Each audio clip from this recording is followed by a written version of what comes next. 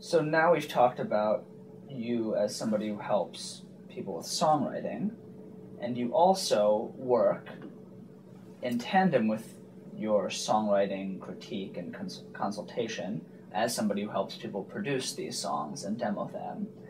So, can you talk about the producing process, first of all, when you make your own demos? Because you do, as an artist, a lot of writing and co-writing.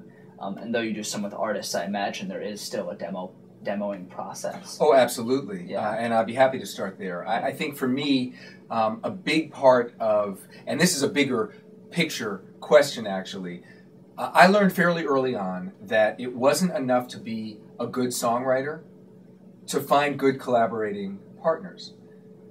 At a certain level, we're all good songwriters, right? If you've worked on your craft, if you've gotten to the point where you write songs well, what is going to set you apart from another songwriter to get that great coveted co-writing appointment that you want? So for me, early on it was this. I realized that I could write a song, but if I also brought to the table that I have a studio where I can bring my co-writer artist in and we can demo the song, well then I have something else to add.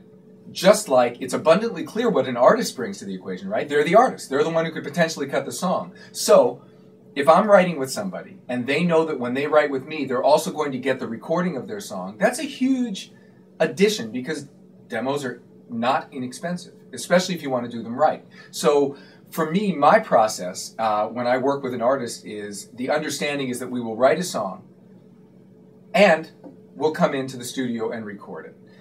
So that's where it sort of plays in my life as a songwriter and producer. But I'm assuming the second half of the question is, how does that apply when I help other songwriters with their songs and their recordings? And my general rule there is, my job as a producer is to help you, the songwriter, realize your vision for the song with the understanding that you're trying to create something that is pitchable, that is viable in the industry, because there are many, many ways to record a song.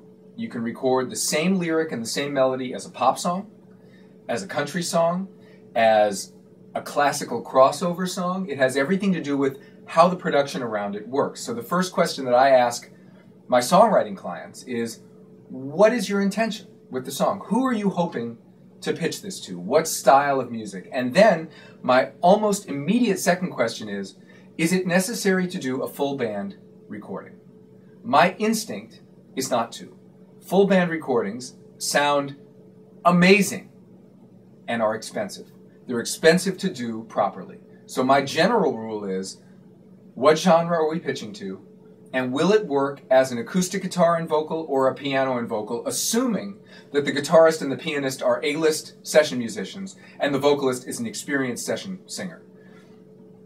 You'd be amazed at how effective a beautifully recorded, professionally done guitar or piano vocal is in terms of pitching your music, not only to artists and publishers, but to record labels. There is in my opinion, sort of a misconception that record labels only want to hear the finished full band demo. I'm here to tell you, personally as a songwriter, I've gotten cuts with guitar and piano vocals. It can be done, assuming, and this is a big assumption, the guitar and the piano vocal are properly recorded. This is not recorded in your bedroom as quickly as you can into GarageBand. This is bringing in great players, great singers, and doing it in a professional studio. Can you